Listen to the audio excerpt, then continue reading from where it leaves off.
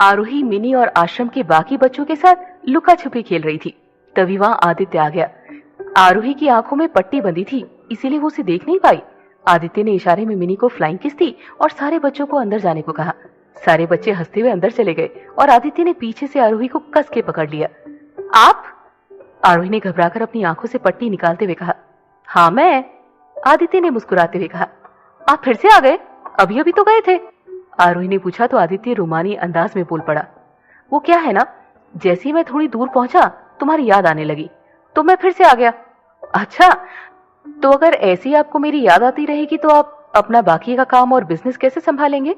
आरोही ने मुंह बनाकर पूछा। उसका भी सॉल्यूशन है मेरे पास, मैं हर जगह तुम्हें अपने साथ लेकर जाऊंगा। आदित्य ने हंसते हुए कहा। अच्छा, फिर इस हॉस्पिटल का क्या होगा?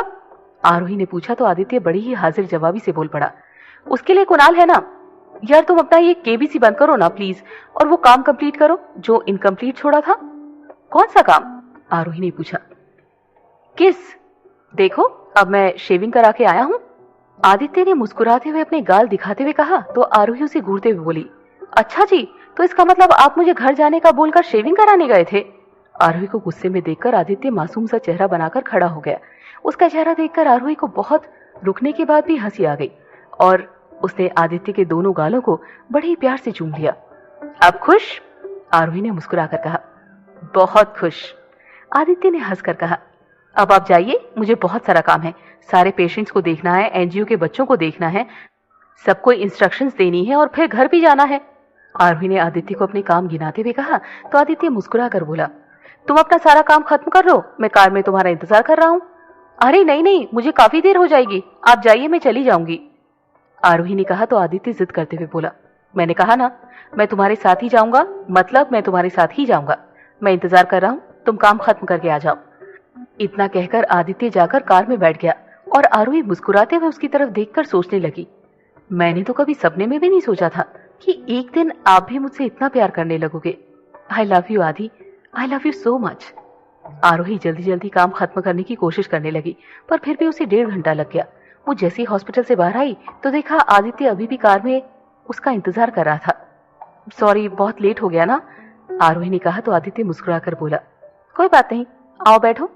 आरोही मुस्कुराते हुए कार में आकर बैठ गई और वो दोनों हॉस्पिटल से निकल गए। थैंक यू, आरोही ने आदित्य की तरफ देखकर मुस्कुराते हुए कहा। किस लिए? आदित्य ने पूछा। इतनी देर तक मेरा इंतजार करने के लिए, आरोही ने कहा तो आदित्य मुस्कुराकर बोला। जितना इंतजार मैंने तुम्हें करवाया है उसके आगे तो ये इंतजार कुछ भी नहीं है। मैंने कभी भी नहीं सोचा था कि एक दिन आप सच में मुझसे इतना प्यार करने लगेंगे, आरोही ने आदित्य के कंधे पर सर रखते हुए कहा।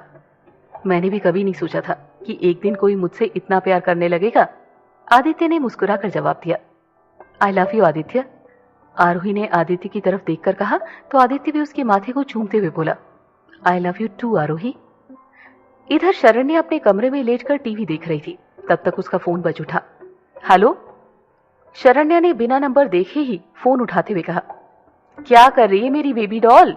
दूसरी तरफ से स्वयं ने मुस्कुराकर पूछा।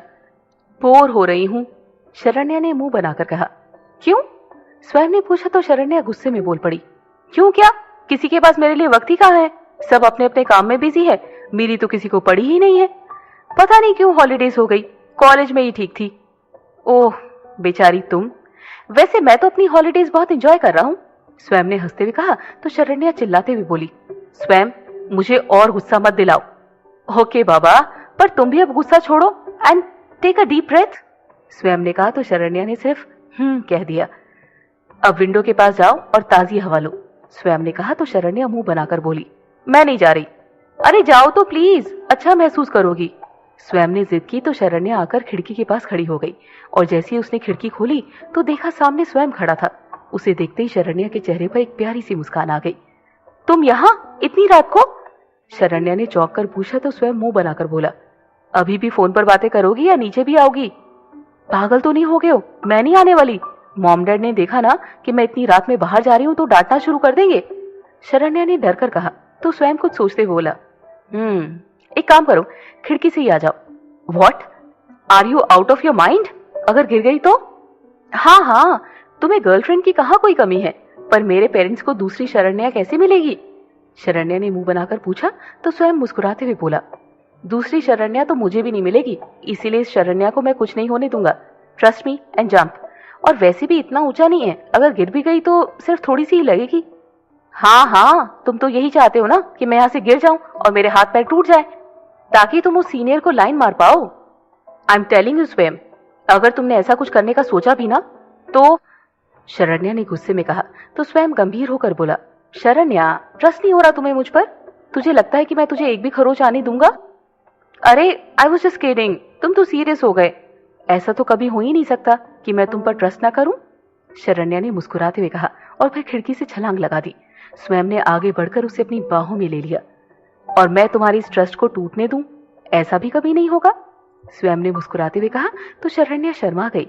स्वयं ने उसके दोनों गालों को चूम लिया और फिर उसे ऐसी ही गोद में लेकर वहां से जाने लगा। अरे कहाँ लेकर जा रहे हो उतनी रात में? शरण्या ने पूछा तो स्वयं शरारती मुस्कान के साथ बोला, क्यों, तुम्हें डर लग रहा है? डर वर नहीं लग रहा, पर मॉम डैड ने अगर कमरे में देखा और मैं नहीं हुई तो? शरण्या ने आंखें बड़ी करते हुए कहा तो स्वयं हंसते हुए बोल पड़ा, बोल देना कि वॉक पर गई थी। पर स्वयं। शरण्या कुछ कहती इससे पहले स्वयं उसे आंखें दिखाते हुए बोल पड़ा, स्वयं ने उसे ले जाकर कार में बिठा दिया और दोनों वहां से लॉन्ग ड्राइव के लिए निकल गए।